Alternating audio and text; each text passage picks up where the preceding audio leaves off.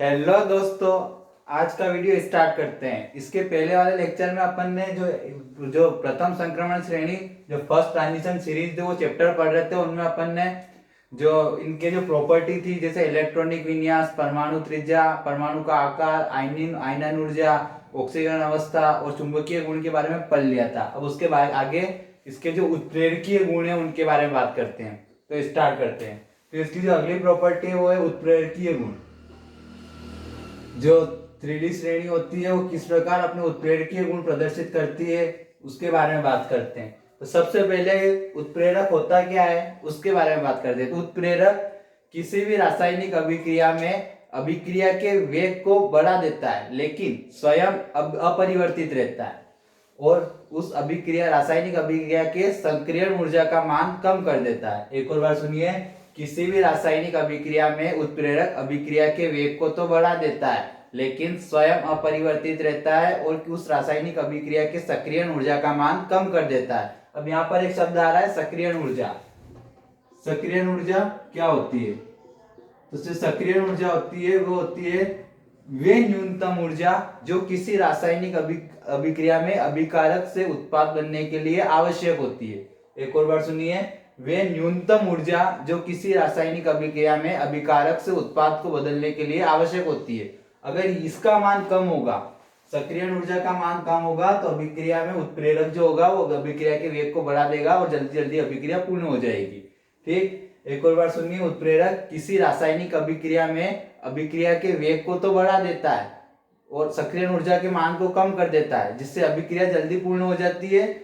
इसे उत्प्रेरक कहते हैं। ठीक, अब ये जो प्रथम संक्रमण श्रेणी होती है उसमें किस प्रकार उसके तत्व किस प्रकार उत्प्रेरक गुण प्रदर्शित करते हैं उसके बारे में बात करते हैं। जैसे आपने नाम सुना होगा संपर्क विधि। संपर्क विधि संपर्क विधि में H2SO4 का निर्माण होता है। H2SO4। तो उस विधि में अपन जो उत्प्रेरक काम में लेते हैं वो होता है उत्प्रेरक उस जो इसका जब H2SO4 का निर्माण होता है तब उसमें उत्प्रेरक के रूप में अपन वेनेडियम पेंटा ऑक्साइड के रूप में उत्प्रेरक का काम लेते हैं। तो यहाँ पर वेनेडियम पेंटा ऑक्साइड लेंगे तब ये जो संपर्क विधि से H2SO4 का निर्माण होता है। तो यहाँ पर इस जो वेनेडियम होता है वो 3D श्रेणी का तत्व होता है, तो ये इसके बगैर ये अभिक्रिया पूर्ण नहीं हो सकती है। तो इस अभिक्रिया में उत्प्रेरक के रूप में वेनेडियम पेंटा ऑक्साइड काम में आ रहा है। दूसरा, अगर आप हेबर विधि के नाम हेबर विधि जो अमोनिया के निर्माण की एक फेमस विधि है, जैसे ये N2 + 3H2 is give rise to 2NH3। इसमें अपन आयरन के रूप में उत्प्रेरक काम में लेते हैं, और मोलिब्डेनम जो होता है वो उत्प्रेरक वर्धक के रूप में काम आता है, उत्प्रेरक वर्धक।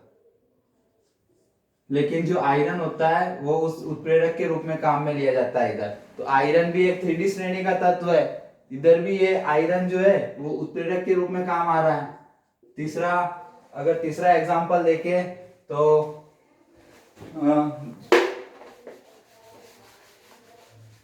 जो एल्किन का हाइड्रोजनीकरण होता है, जैसे एल्किन का हाइड्रोजनीकरण, ये कोई एल्किन ले ली CH2 डबल बॉन्ड CH2 और हाइड्रोजनीकरण करवा रहे इधर, तो यहाँ पर जो है वो निकल उत्प्रेरक काम में लेते हैं, निकल उत्प्रेरक, और जिससे ये इधर CH3 एल्केन बन जाती है। तो अपन ने देखा तीन एग्जांपल देखे। फर्स्ट में देखा था H2SO4 के निर्माण में अपन वेनेडियम पेंटा ऑक्साइड के रूप में उत्प्रेरक के रूप में काम में लेते हैं। दूसरा, हेबर विधि में आयरन जो होता है वो उत्प्रेरक के रूप में काम लेते हैं। और तीसरा, जब एल्किन का हाइड्रोजनीकरण करवाते हैं तब निकल उत्प्रेरक रूप में काम में लेते हैं। तो तीनों जो तत्व है वो 3D श्रेणी के तत्व है, तो इसलिए यहाँ पर उत्प्रेरकीय गुण प्रदर्शित करते हैं। तो अब क्वेश्चन ये आएगा कि 3D श्रेणी के तत्व उत्प्रेरकीय गुण प्रदर्शित करते हैं, इसका क्या रीजन है? अपन ने इसके एग्जांपल देखे, इसका रीजन क्या होगा? इसका रीजन होगा कि 3D श्रेणी के जो तत्व है वो उत्प्रेरकीय गुण प्रदर्शित करते हैं। इसका कारण है कि इनकी जो ऑक्सीडेशन स्टेट होती है, जो ऑक्सीकरण अवस्था होती है वो इतनी ज्यादा होती है, इतनी ऑक्सीकरण अवस्था प्रदर्शित करते हैं कि अपन ने उसके पिछले वाले लेक्चर में देखा था कि ये कितनी ऑक्सीकरण अवस्था प्रदर्शित करते हैं। कोई +2 +3 +7 तक मैग्नीज करता है, बहुत सारी ऑक्सीकरण अवस्था प्रदर्शित करते हैं। तो इस कारण इतनी ऑक्सीकरण अवस्था प्रदर्शित करते हैं कि ये किसी जो अभिकारक के साथ क्रिया कर लेते हैं, ये उत्प्रेरक अभिकारक के साथ किसी एक ऑक्सीकरण अवस्था के रूप में क्रिया कर लेते हैं और माध्यमिक यौगिक का निर्माण कर देते हैं, जिससे ये जो अभिक्रिया होती है वो जल्दी पूर्ण हो जाती है और यौगिक जल्दी बन जाता है।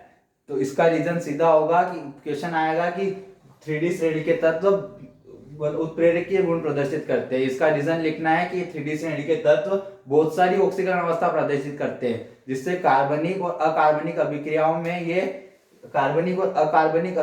में ये अभिकारक के साथ क्रिया करके माध्यमिक यौगिक का निर्माण कर देते हैं। तो इस कारण ये 3D श्रेणी के तत्व उत्प्रेरकीय गुण प्रदर्शित करते हैं। ठीक, इसकी दूसरी प्रॉपर्टी देखिए, अगली प्रॉपर्टी, जैसे 3D श्रेणी के जो तत्व होते हैं वो मिश्र धातु का निर्माण करते हैं। 3D श्रेणी के तत्व मिश्र धातु का निर्माण करते हैं।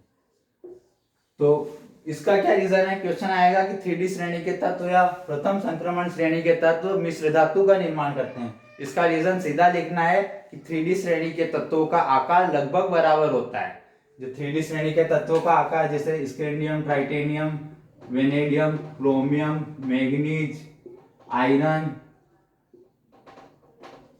कोबाल्ट, निकल, कॉपर और जिंक, जो 3D श्रेणी के तत्वों का जो आकार होता है वो लगभग बराबर होता है।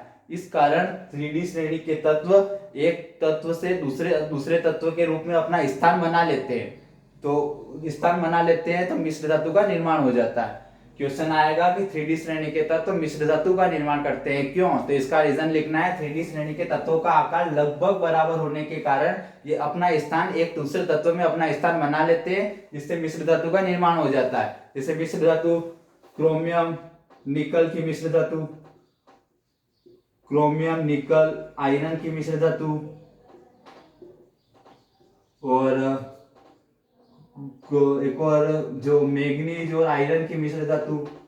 तो ये मिश्र धातु ये 3 एग्जांपल के रूप में दे देंगे, तो यहाँ से क्वेश्चन कंप्लीट हो जाएगा। अब इसके 2-4 और प्रॉपर्टी बच रही है, वो अगले लेक्चर में बात करेंगे। धन्यवाद।